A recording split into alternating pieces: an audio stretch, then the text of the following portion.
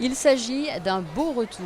Après 30 ans, la cérémonie des prix de la Fondation Princesse Grace a été de nouveau organisée ici, au cœur de la Cité des Anges, la même où la Princesse Grace, alors Grace Kelly, recevait en 1955 son Oscar pour Une fille de province. Des retrouvailles naturelles donc, presque évidentes, entre la ville du 7e art par excellence et la fondation qui porte le nom de la princesse et qui soutient de jeunes talents émergents.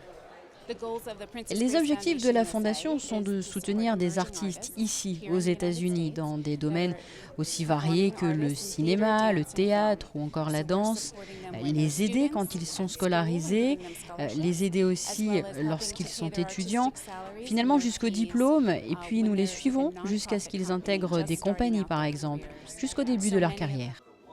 700 talents ont été récompensés au fil des années.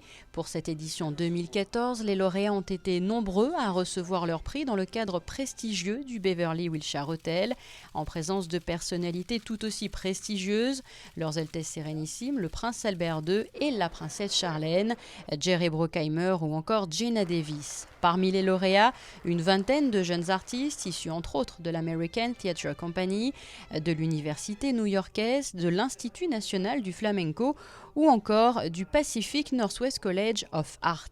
Autre catégorie, les lauréats du Foundation's Princess Grace Statue Award, le danseur David Alberg et le comédien Oscar Isaac, qui avaient déjà reçu un award Princesse Grace par le passé.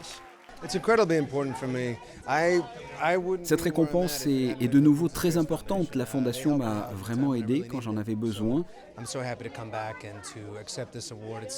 Et le fait de revenir, d'accepter ce prix 10 ans après le premier, c'est magnifique.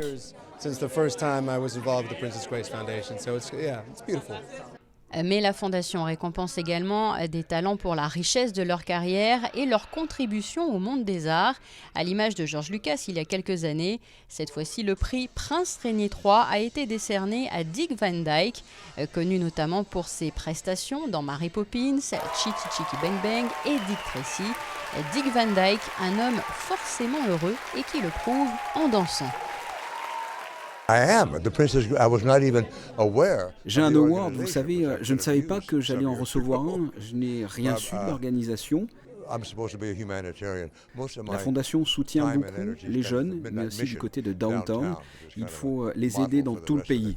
Je trouve ça plaisant de recevoir un prix d'une telle fondation. Et si le théâtre, le cinéma ou encore la danse étaient à l'honneur au cours de cette soirée de gala, une autre forme d'art l'était aussi, la mode, avec ce partenariat noué entre la Fondation Princesse Grace et la Maison Dior qui permet une collaboration sur une série de galas comme celui-ci à Beverly Hills et à Monaco l'année prochaine.